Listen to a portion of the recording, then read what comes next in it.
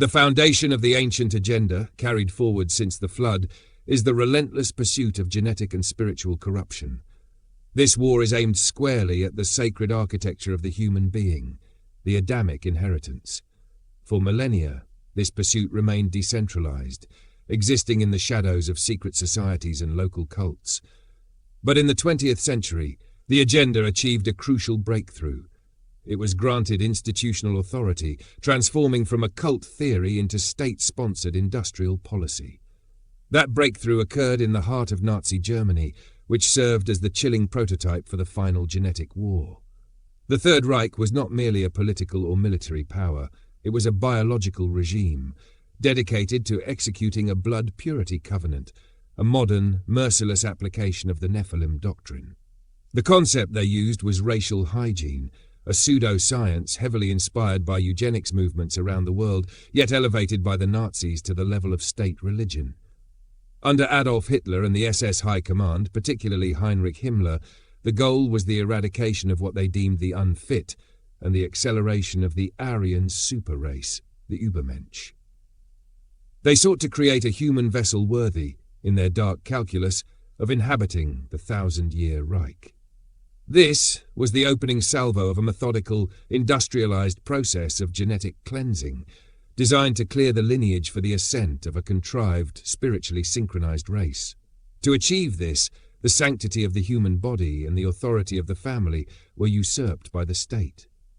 The initial bureaucratic mechanism was the Law for the Prevention of Offspring with Hereditary Diseases, enacted in 1933. This law did not mince words. It mandated the compulsory sterilization of any individual diagnosed with one of 9 conditions deemed hereditarily linked, including schizophrenia, manic depressive disorder, epilepsy, and hereditary feeble-mindedness. This move required the creation of specialized legal organs, the hereditary health courts. These courts, composed of judges, medical doctors, and geneticists, were the physical embodiment of the state's new power to determine who was worthy of reproduction and who was not. They were genetic gatekeepers, applying cold legal routine to the most personal of human rights. Through these courts, estimated 400,000 people were sterilized against their will. This staggering figure represents the critical shift. Genetic warfare was no longer relegated to mythology. It had become the law of the land. Enforced by judges and executed by medical professionals who saw themselves as instruments of biological destiny. But the prototype had to escalate. Sterilization, while eliminating future unfit generations, did not address the immediate presence of those designated as Lebensunwertes Leben, life unworthy of life.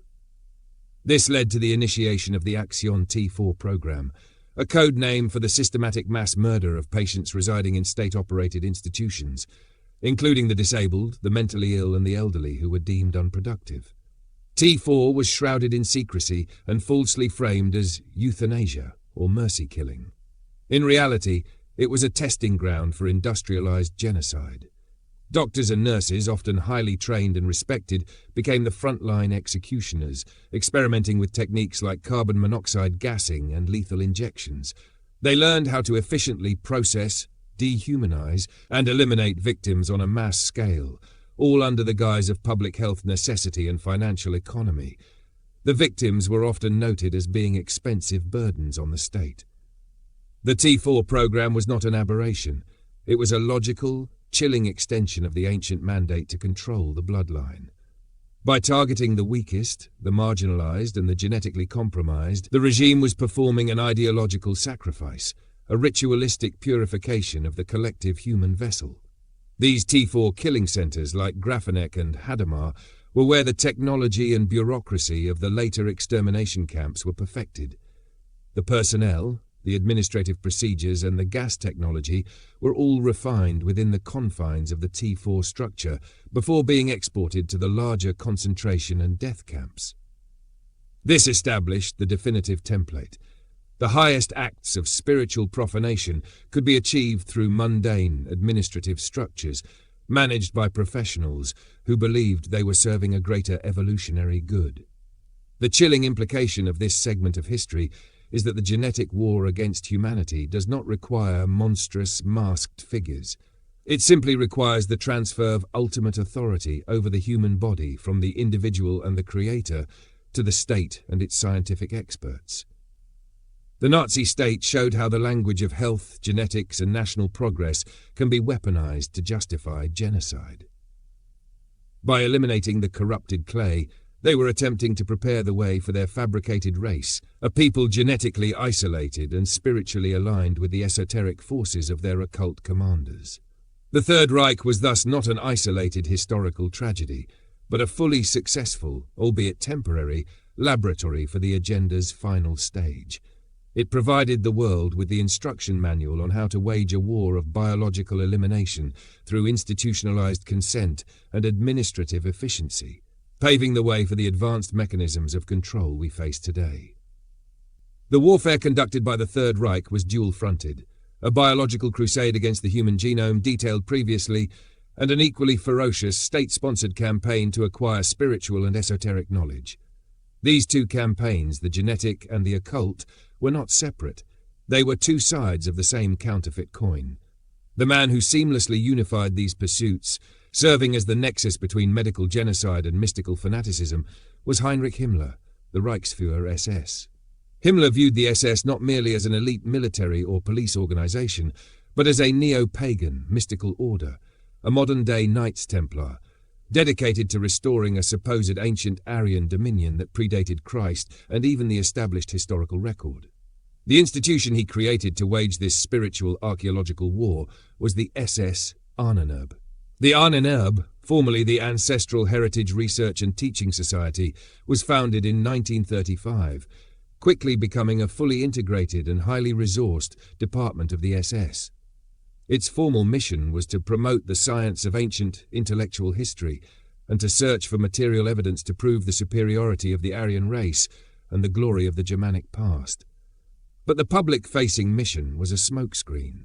The true purpose of the Ahnenerbe was to act as an international, pseudo-academic intelligence operation dedicated to retrieving the guarded knowledge of the Watchers, the hidden wisdom, the cosmic formulas, which we have termed the occult calculus. This was the literal execution of the Nimrodic blueprint. Use the resources of a centralized, global power structure to hunt for the secrets necessary to re-establish a terrestrial throne synchronized with non-human intelligences. Himmler's obsession was rooted in a fanatical belief in the existence of a high pre-flood civilization, often identified with the mythical continents of Atlantis or Thule, from which the Aryans supposedly descended. He believed that the secrets to ultimate power, to weather control, energy manipulation, and spiritual supremacy were encoded in ancient artifacts, ruins, and manuscripts scattered across the globe, protected by various societies throughout history. The Ahnenerbe was, therefore, not seeking history. It was seeking keys, the activation codes to unlock the old dominion. This quest transcended standard archaeology and plunged deep into the realms of the paranormal, runic mysticism, and esoteric cosmology. The organization's focus was often on symbols of power, the swastika itself, a repurposed ancient symbol, the black sun mosaic at Wewelsburg, and the very nature of Germanic prehistory, which was being deliberately fabricated to align with a mythological, demonic narrative. The result was a sprawling, global investigative apparatus. The Ahnenerbe sent expeditions to the most remote and historically significant regions of the world, following occult leads rather than scientific ones. They dispatched teams to Iceland and Scandinavia to study runes and ancient sagas, attempting to prove that the Germanic tribes were the pure inheritors of the Atlantean survivors. They sought the resting place of the Holy Grail, believing the artifact contained a powerful blood relic that could empower their Führer and the Reich. Their most famous and perhaps most revealing expedition was the 1938 to 1939 journey to Tibet. This expedition, ostensibly anthropological, was in reality driven by the desire to locate the supposed root race of the Aryans and to investigate the Vril theory, the belief, derived from occult literature, that a latent source of psychokinetic, subterranean energy could be harnessed to power the next phase of human evolution and military conquest. The search for Vril was, in essence, the search for the forbidden technology of the Watchers. This global quest underscores the boundless scope of the agenda. It is not limited by national borders or conventional warfare. It is a spiritual and intelligence operation seeking to recover the intellectual property of the fallen realm. The Ahnenerbe proved that a modern industrialized state could fully embrace and fund this ancient search, marshalling academics, geologists, archaeologists, and occultists under a single, terrifying banner. The organization's ultimate goal was to provide the spiritual and racial justification for the regime's horrific policies, using fabricated history to support mass murder and territorial aggression. By creating a compelling dark mythology, they successfully indoctrinated the SS, transforming thousands of men into fanatical agents who believed they were executing a sublime cosmological destiny. They were not merely fighting a political war. They were fighting a religious war on behalf of the ancient entities to recover the knowledge necessary for their final takeover. The legacy of the Ahnenerbe is a grim testament to the fact that when the state begins to officially investigate the paranormal and the pre-Adamic, it is inevitably attempting to align itself with the very powers that orchestrated the first collapse of civilization. Every great conspiracy, every movement attempting to bridge the human world with the non-human realm, requires a central hub, a ritualistic command center where the spiritual and logistical operations converge. For Heinrich Himmler and the SS Inner Circle, this nexus was Wewelsburg Castle, a formidable triangular fortress located in a remote region of Westphalia, Germany. Himmler began leasing the dilapidated 17th-century structure in 1934, intending to transform it into the definitive Reich's mystical center. This was no mere office building or military barracks. Wewelsburg was consecrated as the spiritual headquarters of the SS Order, a planned neo-pagan cathedral designed to house and indoctrinate the highest echelon of the Schutzstaffel, the elite of the master race. Its intended purpose was nothing less than to serve as the terrestrial throne for the emerging global dominion, a modern Tower of Babel built not of brick and mortar, but of dark ritual and genocidal intent. The architectural redesign of Wewelsburg, executed with obsessive attention to esoteric detail, reveals the true depth of the regime's occult commitment. The castle's North Tower in particular became the focal point of their ceremonies and cosmological beliefs. The ground floor housed the Obergruppenführersaal, the hall of the SS generals, where the highest-ranking SS leaders would gather. The design of this room was startling, a circular ceremonial space centered around a floor mosaic known as the Black Sun, Sonnenrad. This symbol, composed of 12 radially sweeping sig runes, the emblem of the SS, is an ancient yet deliberately obscured occult motif.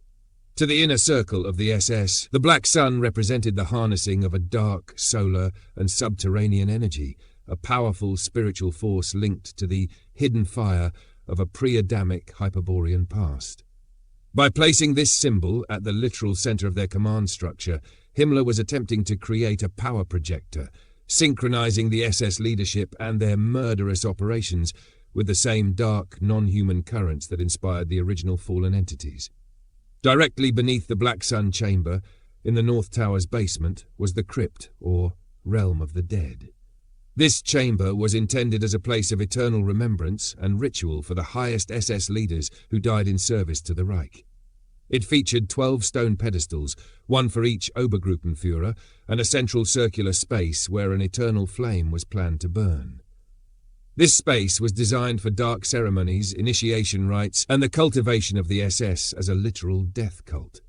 The entire structure of the tower, from the sun symbol above to the underworld crypt below, embodied a spiritual occult cosmology that mirrored the Nephilim agenda's goal, to dominate the earthly realm, while drawing power and authorization from the spiritual underworld. Wewelsburg was the physical location where the celestial mafia structure was to be fully integrated into the human government. Furthermore, Wewelsburg was the administrative and intellectual anchor for the Ahnenerbe. The castle housed parts of its enormous library, its rune decipherment laboratories, and its internal training and indoctrination schools. The SS used the castle to teach its members a contrived religion based on paganism, ancient Germanic myths, and a cult of ancestral heritage, all designed to replace Christianity and sever the German people from the moral restraints of established spiritual law. This total immersion, centered on a physical fortress designed with occult geometry, ensured that the brutal logistics of the Holocaust and the genetic war were not seen as crimes, but as sacred duties, as acts necessary for the divine destiny of the Aryan race. The story of Wewelsburg is crucial because it shatters the misconception that the Nazi regime was simply a political dictatorship that happened to be cruel. It proves that the engine driving the regime was a deeply fanatical, spiritual occult mandate. The castle was the ultimate manifestation of the regime's aspiration to become a sovereign spiritual body, operating outside the bounds of established morality and law and serving a non-human intelligence. They invested immense human and material resources into building this shrine because they believed fanatically that the castle, through its geometry and its central rituals, would help them usher in a new epoch of global dominion. Wewelsburg, therefore, stands as a terrifying architectural warning, a physical testament to how easily a centralized world power can be hijacked by ancient, destructive spiritual forces, transforming a nation's seat of government into the high temple of an age-old conspiracy. The sheer administrative precision, military power, and economic resources poured into this spiritual project reveal the true gravity of the threat when the Nephilim blueprint gains state footing.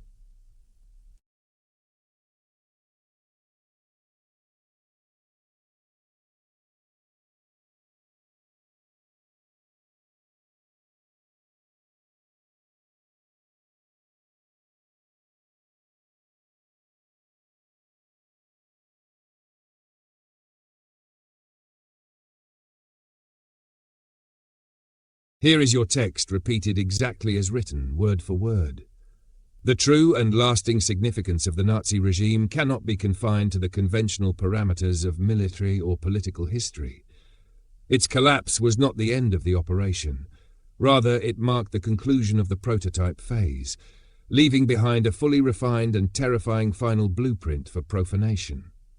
The Third Reich served as a detailed working model, a successful laboratory demonstrating exactly how the ancient spiritual mandate of the fallen entities could be executed by a modern industrialized nation-state. This blueprint, far from being archived, was partially disseminated and continues to inform the mechanisms of global control today, proving that the tools and the language may change, but the core intent, the corruption and enslavement of humanity, remains immutably the same. The first, and perhaps most chilling, element of this blueprint is the institutionalization of genetic war. The Nazis proved that a systematic war against the human genome could be waged not through open combat, but through bureaucratic instruments, leveraging the full authority of law and medicine. The hereditary health courts and the T4 program established the infrastructure for state sovereignty over biological inheritance. They demonstrated that genetic elimination could be framed as a public health necessity, a cost-saving measure, and an act of scientific progress. This laid the psychological and ethical groundwork for modern transhumanism, the idea that human existence is fundamentally flawed and must be technologically corrected or superseded. The shift from forced sterilization and euthanasia to mandatory vaccination programs and gene editing technologies represents a progression in tools, but not a change in the underlying philosophy. The centralized authority must define and enforce what constitutes an acceptable human being. The success of the Nazi prototype taught the architects of the agenda that the most effective way to wage genetic war is not with gas chambers, but with legislation and medical compliance, all under the banner of societal improvement. The second key element is state-sponsored occultism and weaponized mythology. The operations of the Ahnenerbe proved that the quest for forbidden knowledge could be seamlessly integrated into the highest levels of national security and military strategy. They established that a modern political entity could openly seek spiritual and mythological justification for its atrocities. The creation of the SS as a mystical, neo-pagan order and the development of Wewelsburg as a ritualistic power nexus confirmed that the ultimate pursuit of power involves attempting to synchronize terrestrial government with non-human intelligences, the celestial mafia. This blueprint is currently being implemented through the systematic destruction of historical narratives, the propagation of contradictory and debilitating cultural myths, and the increasing, subtle infiltration of esoteric and New Age philosophies into mainstream thought. When a society loses its foundational history and embraces a contrived spiritual nihilism, it becomes intellectually and spiritually defenseless against the grand, fabricated mythology that the agenda requires for its final stage. Thirdly, the blueprint introduced the concept of systemic moral dismissal and bureaucratic profanation. The capacity of the regime to render entire groups of people, Jews, Roma, Slavs, the disabled, as unworthy of life, and then process their mass elimination with meticulous, cold-blooded administrative efficiency, is a core component. The Holocaust was not an act of passion. It was a matter of logistics, transport schedules, resource management, and documentation. This taught the world that the ultimate crime against humanity can be committed by ordinary people following orders within a structured legal system. This lesson is critical for the final stages of the agenda, which relies on the global populace accepting a spiritual sedation, a condition where the moral responsibility for atrocities is diffused across immense, incomprehensible bureaucratic and digital structures. The digital sphere, with its algorithms, mass data collection, and AI-driven governance, is the perfect contemporary iteration of the T4 organizational chart, systems that commit large-scale ethical offenses while claiming to operate with absolute neutrality and efficiency. In conclusion, the Third Reich was the first state to fully deploy the necessary infrastructure for the ancient conspiracy, a centralized political authority, an ideology rooted in esoteric purification, and a ruthless willingness to use science and law to control the very essence of human life. Its legacy is not just the memory of suffering, but the stark realization that the forces responsible for the collapse of ancient civilizations have found their contemporary tools. We are now witnessing the global, refined iteration of the same project. The genetic manipulation, the corporate quest for immortality, the digital surveillance, and the cultural spiritual warfare are all derivative components of the Nazi prototype. We look at Wewelsburg and the T4 centers as archaeological evidence of the plan's execution. The Nazi experiment revealed the dark secret. The road to global dominion is paved with seemingly benign laws, scientific progress, and the quiet institutionalized denial of the divine image in man. This blueprint, perfected in defeat, is now being scaled to encompass the entire planet, ensuring that the ultimate war will be fought over the sanctity of the soul and the inviolability of the human genome. The time to recognize the pattern and its terrifying progression is now. The Third Reich was not an isolated historical event. It was a prophetic dress rehearsal, a working model for the ultimate global control structure. The lessons learned by the spiritual architects of the agenda, the dark entities we call the Celestial Mafia, were invaluable. They learned how to fuse ancient occult zeal with modern industrial efficiency, creating a political state that was fundamentally a biological and spiritual weapon. The prototype demonstrated that the most effective way to wage the Nephilim agenda is through the very systems designed to protect and govern humanity. The blueprint elements are now synthesizing into the current global environment. Consider the institutionalized genetic war. The explicit violent eugenics of the 1930s has evolved into the subtle, market-driven mechanisms of transhumanism. Instead of forced sterilization, we face the compelling pressure to adopt gene editing, synthetic biology, and neurotechnologies that promise enhancement but deliver profound control over biological integrity and identity. The goal remains the same: to redefine the human being, severing the connection to the divine image and replacing it with a digitally monitored, technologically dependent, and ultimately corrupted vessel. This is the genetic war continuing under the guise of scientific salvation. Furthermore, the state-sponsored occultism of the Ahnenerbe has transmuted into a pervasive, amorphous cultural spiritual warfare. The explicit search for the Black Sun has been replaced by the normalized consumption of esoteric, nihilistic and Gnostic ideologies marketed as self-help and progressivism. The spiritual sedation that began with the systematic moral dismissal of the T4 program is now achieved through constant digital distraction, algorithmic manipulation, and the deliberate erosion of objective truth. The global system encourages a state of perpetual ethical exhaustion, ensuring that when the final authoritarian structures emerge, the masses are too weary or too morally confused to resist.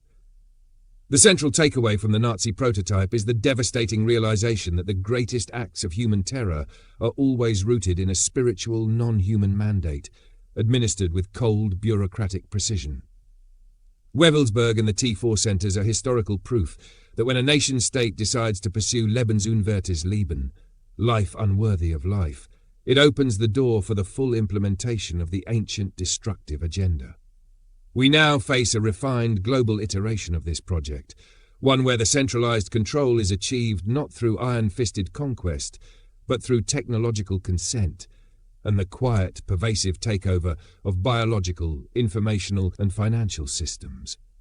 Recognizing this pattern, the historical progression from the Watchers to Babel to the Third Reich, and finally to the current global convergence, is the essential first step in understanding and resisting the final coordinated attack on the human species.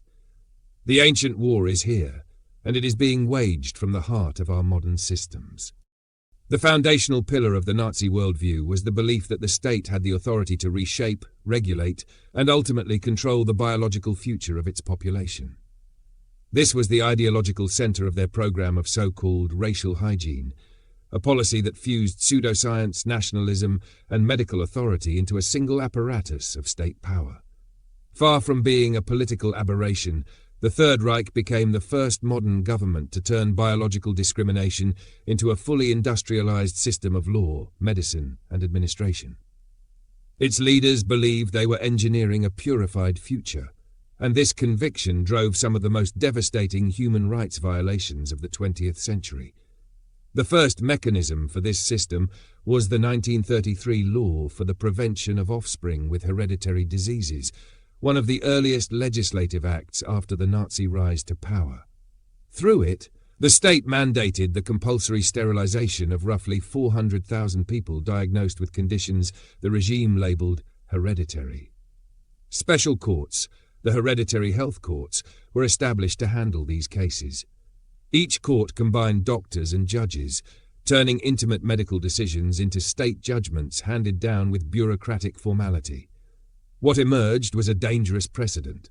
A government could use the language of medicine and legality to justify the systematic removal of reproductive rights from targeted groups, all while presenting the process as scientific and beneficial for society.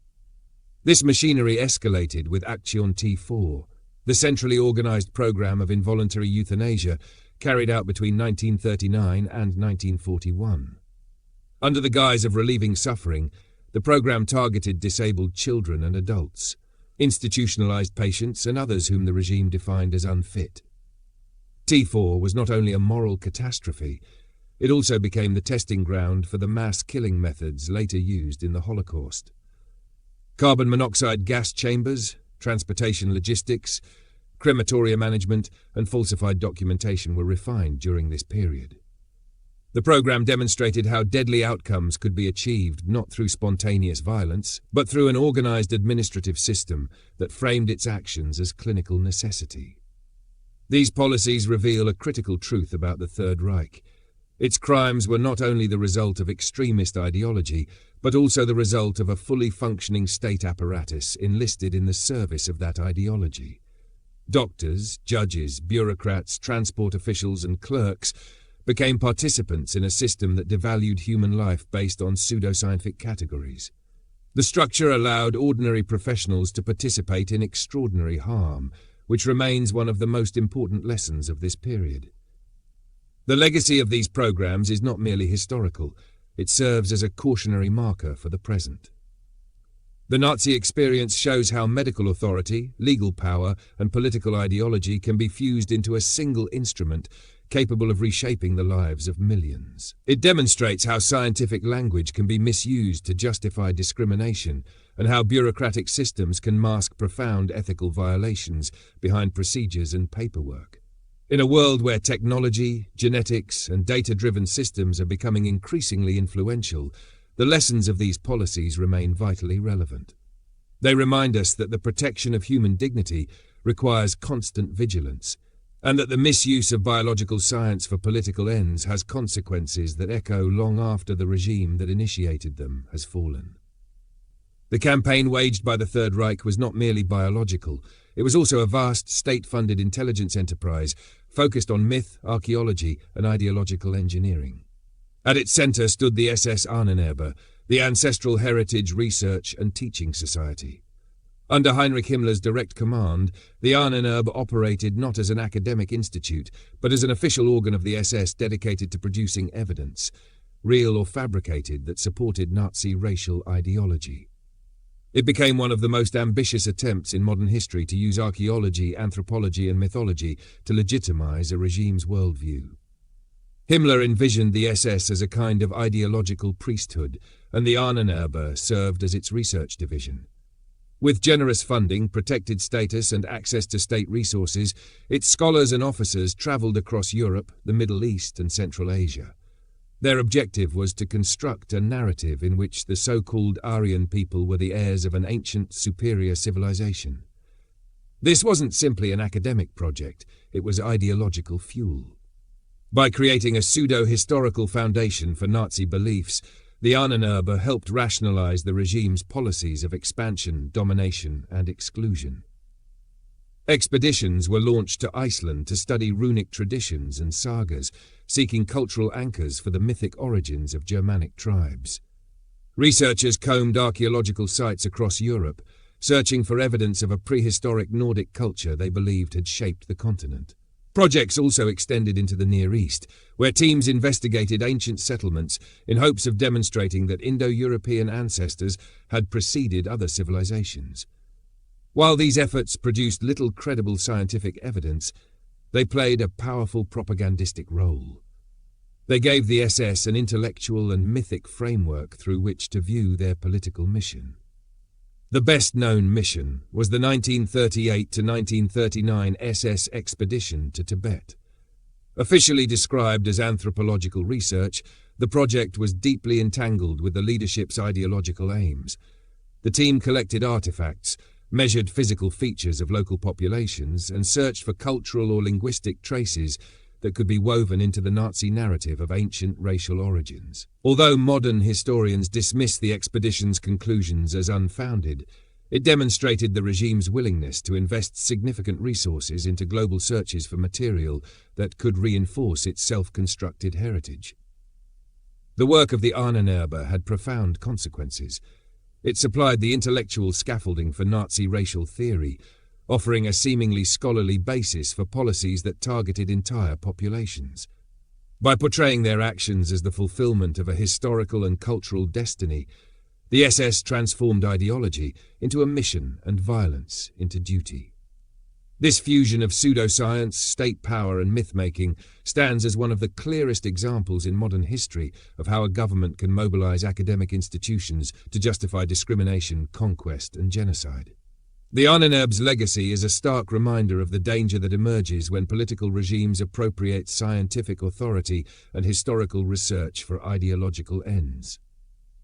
It shows how narratives about the ancient world, when manipulated, can become engines of oppression, and how a nation-state can transform myth into a weaponized tool of governance.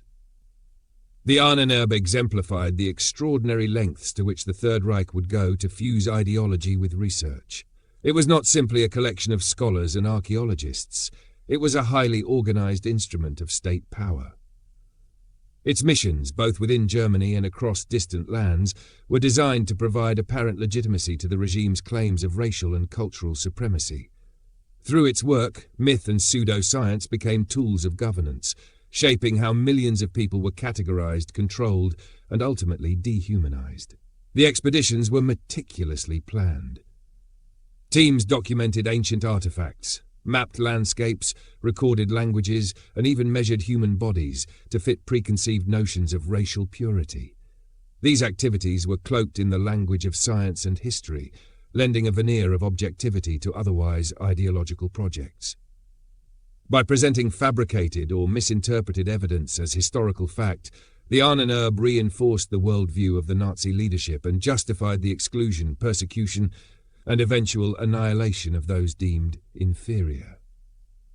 Perhaps most significant was the psychological and cultural impact. The research created a narrative of inevitability, a story in which the Nazis were heirs to an ancient heroic lineage. Ordinary individuals were persuaded that their actions were part of a historical continuum, transforming compliance into conviction. This manipulation of perception demonstrates a critical truth. The power of narrative and ideology can be as effective as armies or legislation in shaping human behavior. The lessons of the Ahnenerbe extend beyond Nazi Germany, showing how knowledge, when wielded as a weapon, can become a mechanism of control. Ultimately, the Ahnenerbe's work highlights the dangers of unrestrained state power, intertwined with ideology. It was an early example of how institutions, universities, research bodies, and bureaucracies can be mobilized to serve political ends, creating a system in which pseudoscience and myth justify atrocities. This historical case reminds us that vigilance over the intersection of knowledge, power, and ideology is essential.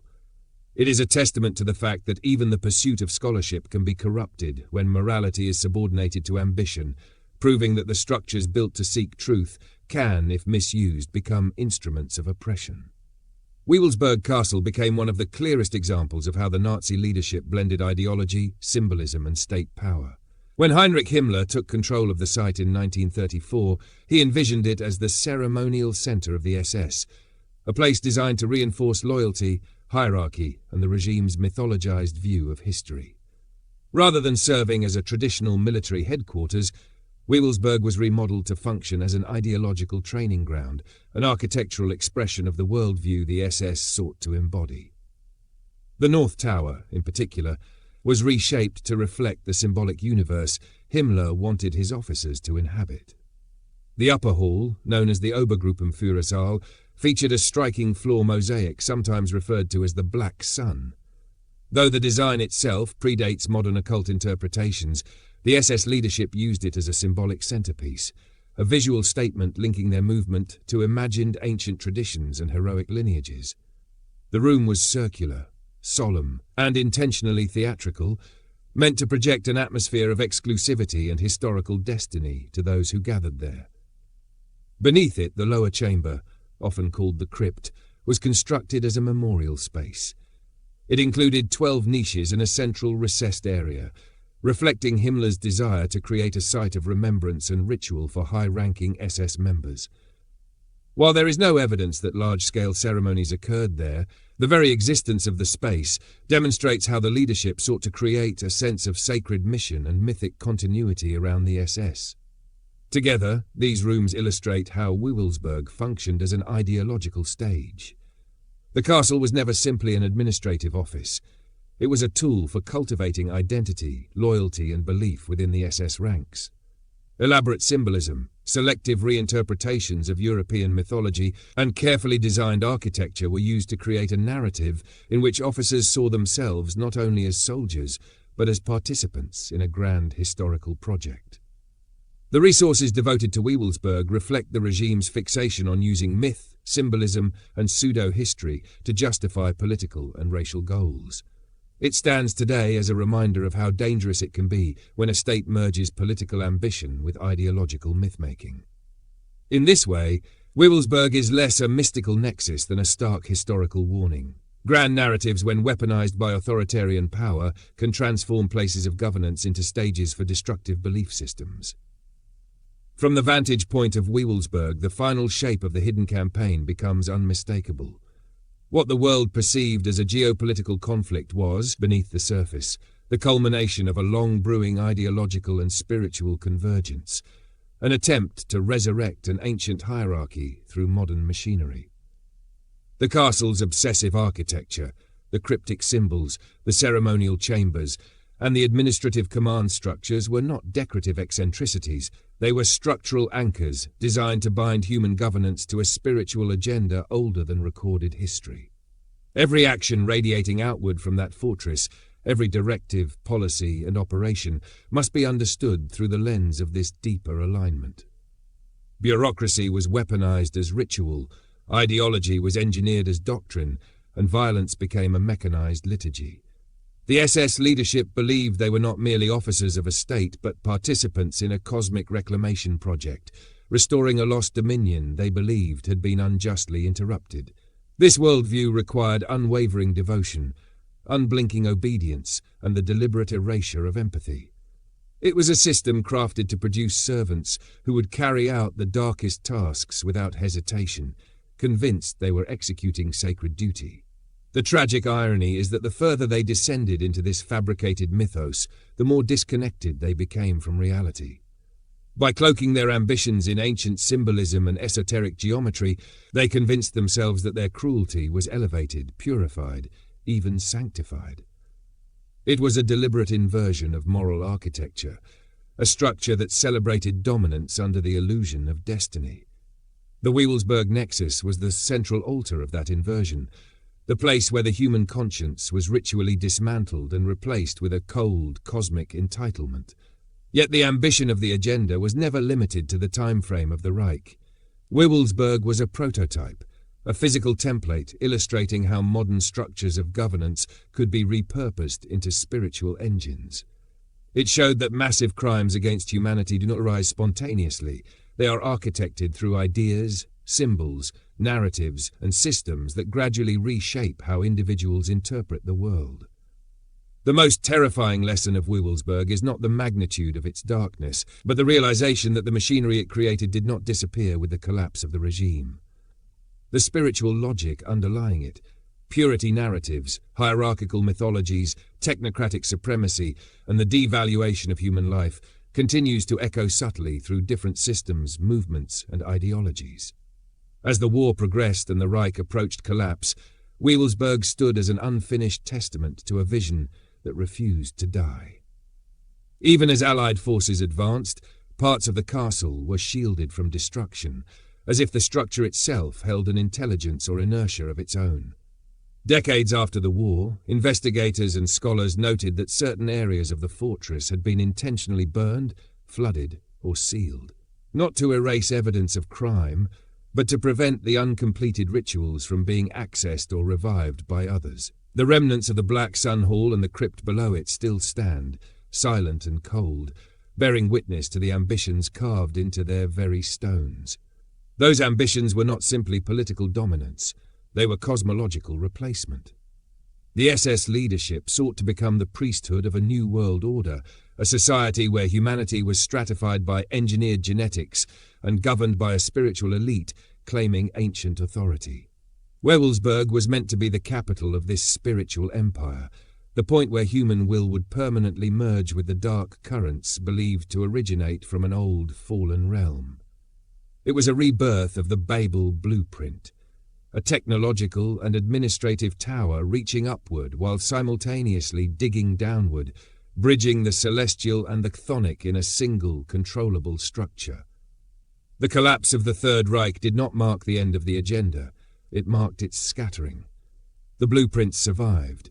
The ideological frameworks, the scientific ambitions, the genetic aspirations, and the occult philosophies were absorbed, reinterpreted and repackaged across the world. Researchers, governments, and private groups seized the data and materials. Files were dispersed. Scientists were relocated. Psychological methodologies were adapted for intelligence operations. Genetic theories, once explicitly linked to racial mythology, resurfaced in clinical language. Occult symbolism found new homes in fringe movements, academic societies, and subcultural networks. The agenda did not end, it shape-shifted. But amid this diffusion, a quiet countercurrent emerged. Survivors, witnesses, scholars, theologians, and researchers recognized that the danger of the agenda was not merely historical, it was conceptual. It was the idea that humanity could be reorganized according to hidden hierarchies. It was the belief that the strong have the right to rule, that suffering can be instrumentalized, that human value can be quantified, and that ancient forces can be invoked to legitimize social transformation.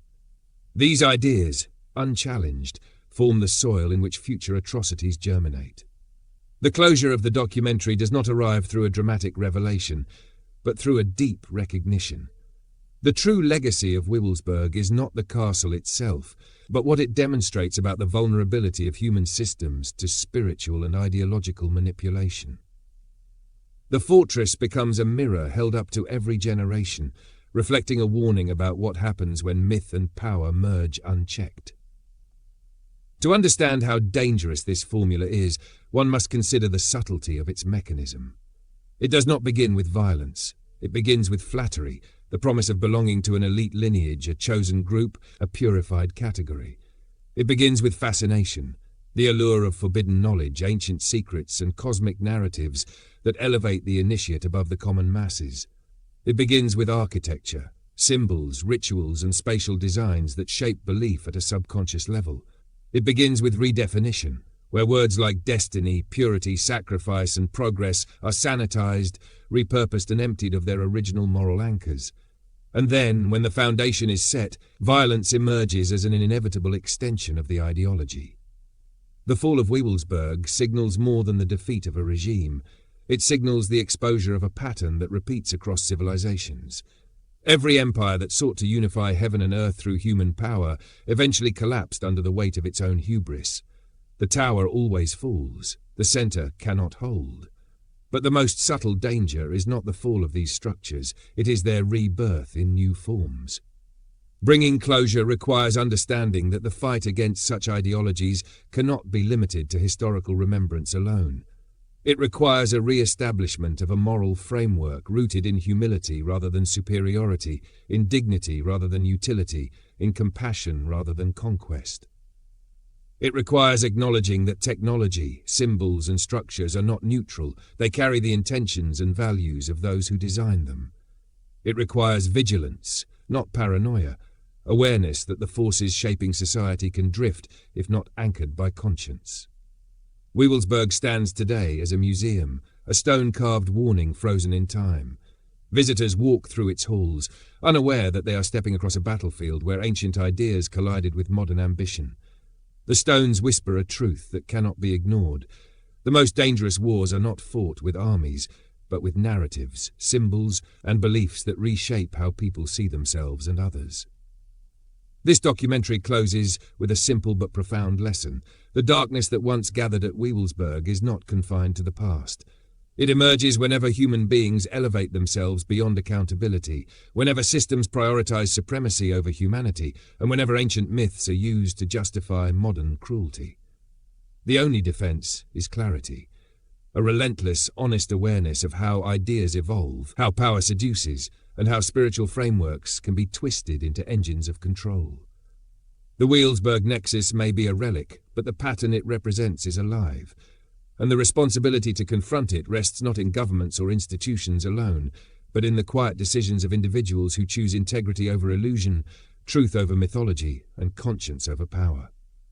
This is where the story ends, not with fear, but with understanding, not with despair, but with vigilance, and with the recognition that the human spirit, when anchored in humility and moral clarity, cannot be conquered by any hierarchy, ancient or modern.